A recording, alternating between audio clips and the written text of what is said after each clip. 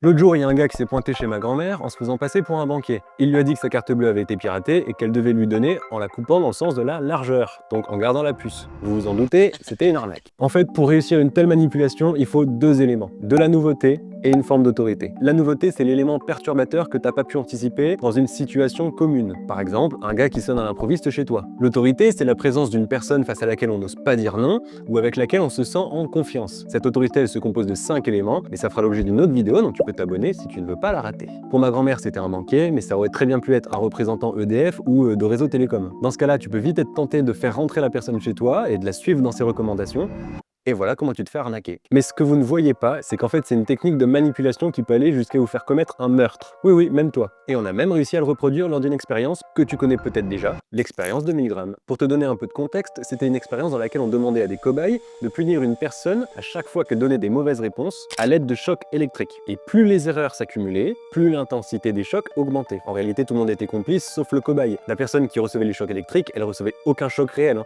Elle simulait les douleurs. Pour info, les prises électriques dans ta maison, c'est 230 volts. Dans l'expérience, 100% des gens sont allés jusqu'à administrer 300 volts. Et 65% des gens sont allés jusqu'à une intensité mortelle. Mais alors pourquoi je te raconte tout ça? Parce que si on est capable de te faire tuer quelqu'un lors d'une expérience scientifique, on est aussi capable de te vendre n'importe quoi ou de te faire voter pour n'importe qui. Non, je t'engueule pas, je t'engueule pas. Aujourd'hui, cette technique, elle est même utilisée par des sectes pour recruter des adhérents dans la rue. Alors la prochaine fois que tu repères de la nouveauté et de l'autorité, pose-toi les bonnes questions parce que on pourrait te faire commettre un meurtre. Ah, si seulement je pouvais les manipuler pour qu'ils s'abonnent à mon compte.